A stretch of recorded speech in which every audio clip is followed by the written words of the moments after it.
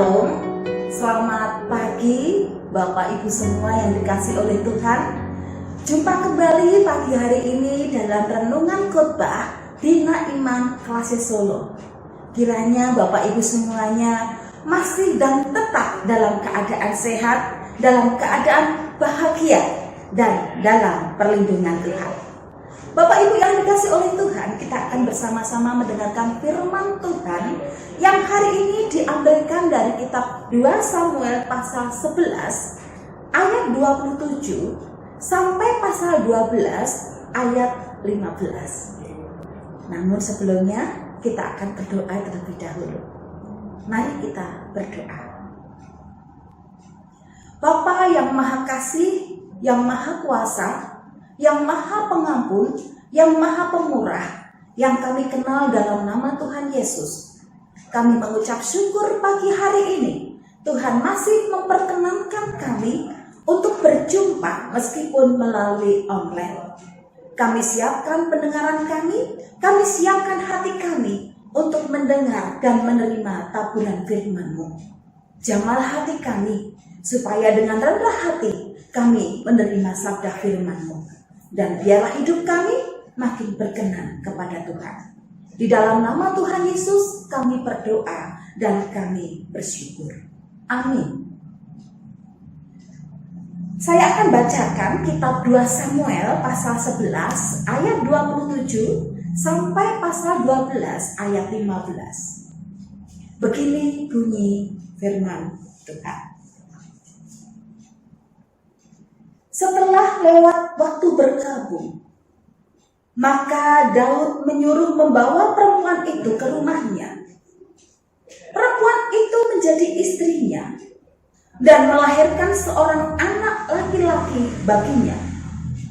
Tetapi hal yang telah dilakukan Daud itu adalah jahat di mata Tuhan. Tuhan mengutus Nathan kepada Daud.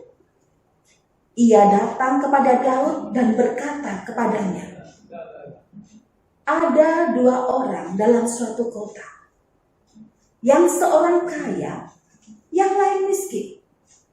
Si kaya mempunyai sangat banyak kambing domba dan lembu sapi. Si miskin tidak mempunyai apa-apa, selain dari seekor anak domba betina yang kecil, yang dibeli dan dipeliharanya. Anak domba itu menjadi besar padanya bersama-sama dengan anak-anaknya. Makan dari suapnya dan minum dari pialanya, dan tidur di pangkuannya, seperti seorang anak perempuan baginya. Pada waktu orang kaya itu mendapat tamu, dan ia merasa sayang mengambil seekor dari kambing dombanya atau lembunya untuk memasaknya bagi pengembara yang datang kepadanya itu.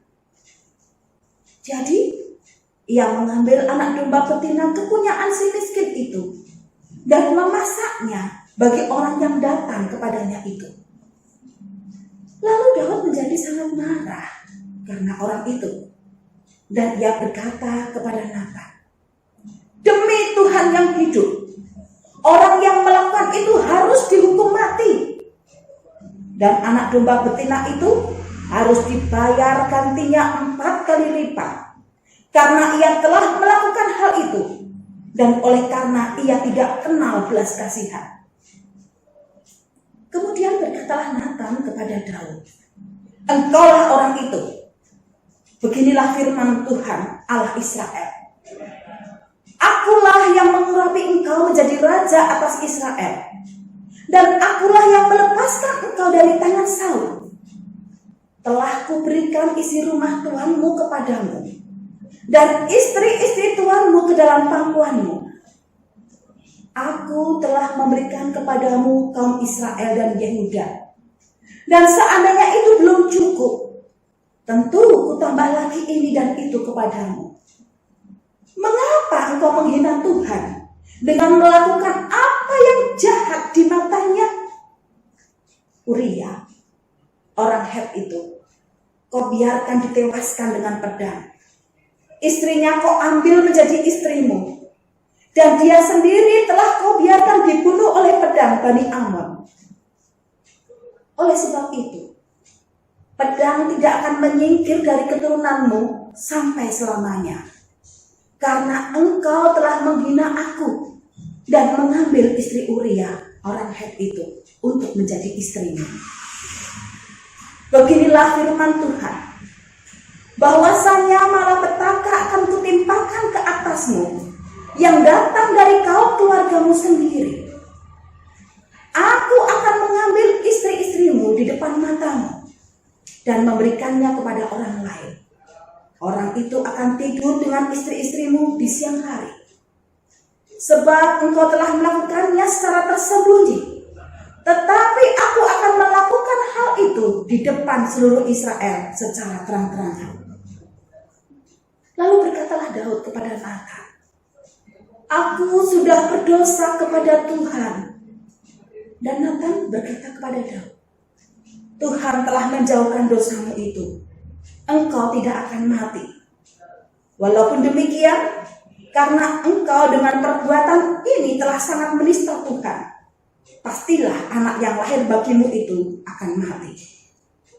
Kemudian pergilah Nathan ke rumahnya, dan Tuhan menulahi anak yang dilahirkan bekas istri Uria bagi Daud, sehingga sakit. Demikianlah bacaan firman Tuhan. Berbahagia setiap kita yang mendengar firman Tuhan dan mengerjakannya dalam hidup sehari-hari. Amin.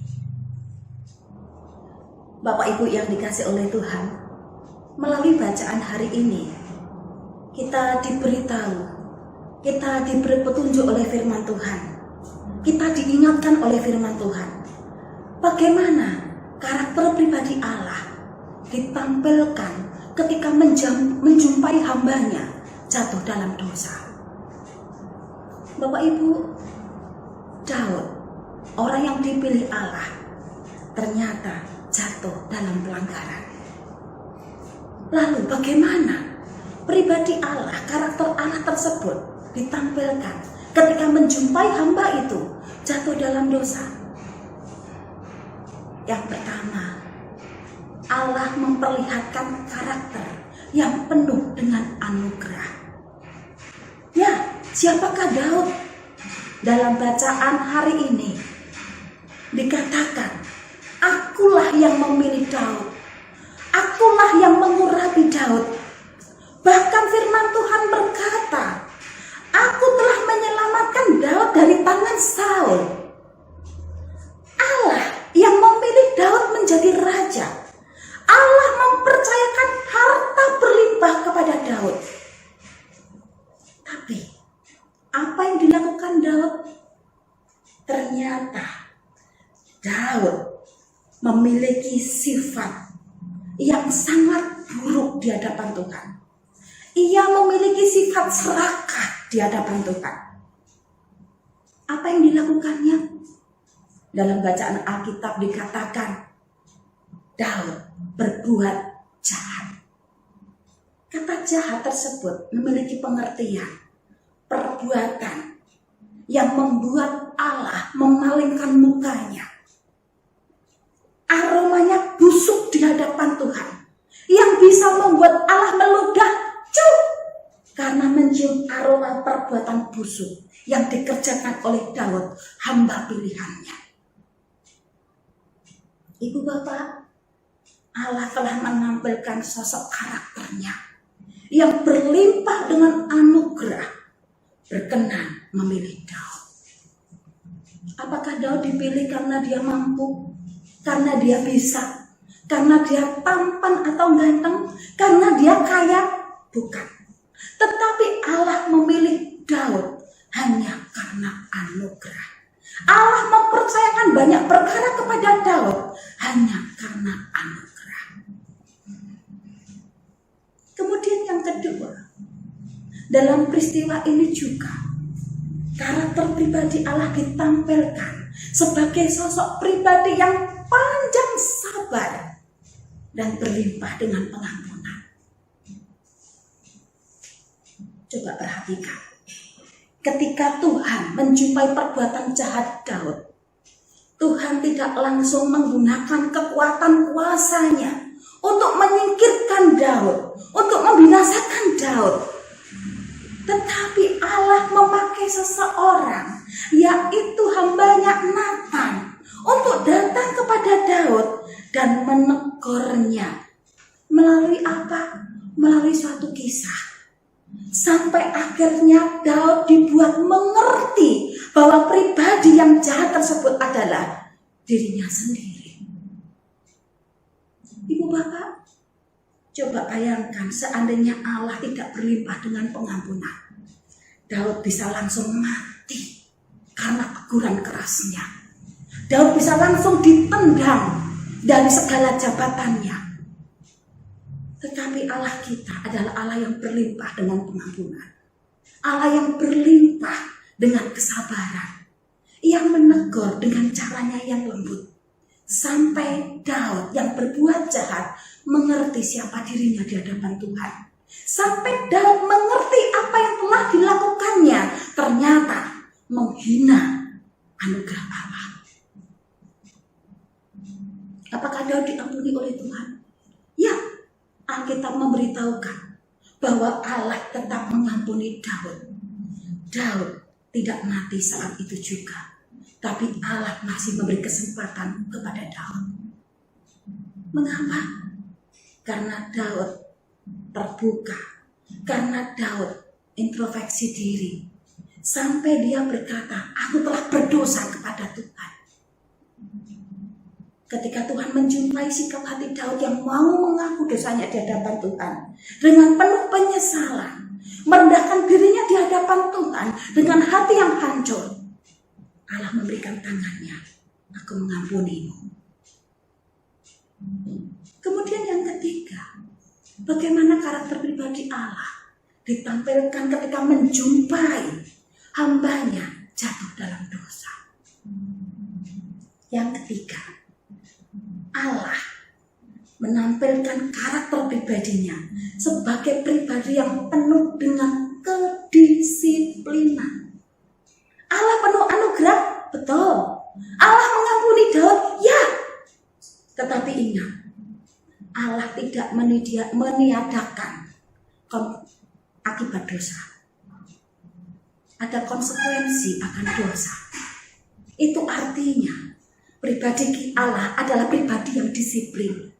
Ada akibat dosa, yakni Allah tetap memberikan peringatan kepada Daud melalui dengan diambilnya anak Daud pulang ke rumah Tuhan.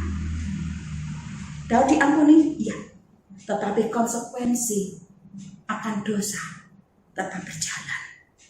Itu berarti menunjukkan bahwa Allah tidak bisa dipermainkan dengan dosa. Allah tidak kompromi dengan dosa. Akibat dosa tetap terjadi.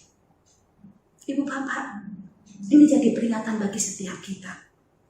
Saat bapak ibu dan saya terlena menikmati manisnya dosa, ingat, jangan bermain-main dengan anugerah Allah. Allah penuh anugerah kepada hidup kita, betul. Allah pasti mengampuni dosa kita saat kita datang dengan hati hancur, penuh penyesalan, terbuka mengakui dosa kita. Ya, Allah mengampuni dosa kita. Tapi ingat, konsekuensi dosa itu tetap ada. Karena Allah kita, Allah yang penuh dengan disiplin. Allah kita bukan Allah yang gampang dipermainkan dengan perbuatan dosa manusia. Selama menjalani masa pandemi ini, mari kita bersama-sama berjuang, tetap menjaga hidup kita, supaya hidup kita ini berkenan menyenangkan Tuhan. Atau kemungkinan kita sedang menikmati dosa. Mari hari ini juga kita selesaikan dosa itu di hadapan Allah. Mohon ampun kepada Tuhan, percayalah tangan Tuhan mengampuni kita. Dan Tuhan pasti memampukan Bapak, Ibu, dan saya untuk menjalani konsekuensi akibat dosa yang kita lakukan. Kita pasti mampu menghadapinya, karena kita tidak berjuang sendiri, tapi bersama dengan Allah. Salam sehat, tetap semangat, jangan menyerah. Tuhan bersama dengan kita selama kita menjalani masa pandemi ini. Amin. Mari kita berdoa. Tuhan Yesus, melalui bacaan Alkitab hari ini, kami diingatkan siapa diri kami. Daud yang dipilih oleh Tuhan, hidupnya dikenal saleh di hadapan Tuhan. Namun ternyata Daud pun memiliki keraguan di hadapan Tuhan. Dia berbuat apa yang jahat di hadapan Tuhan. Sekalipun dia menyembunyikan begitu rapat di hadapan Tuhan, tapi aroma busuk dari perbuatannya tetap sampai kepada Allah. Tuhan, kami tidak lebih baik dari Daud. Ada banyak perbuatan jahat yang kami sembunyikan pula. Ampunilah kami Tuhan. Tolonglah kami supaya kami mampu berjuang melawan perbuatan dosa kami. Dan ajar kami supaya kami dengan rela menghadapi setiap konsekuensi dari hasil atau akibat perbuatan salah kami. Kami percaya Tuhan menolong kami. Mampukan kami melewati perkara demi perkara bersama dengan Tuhan. Hanya di dalam nama Tuhan Yesus kami berdoa.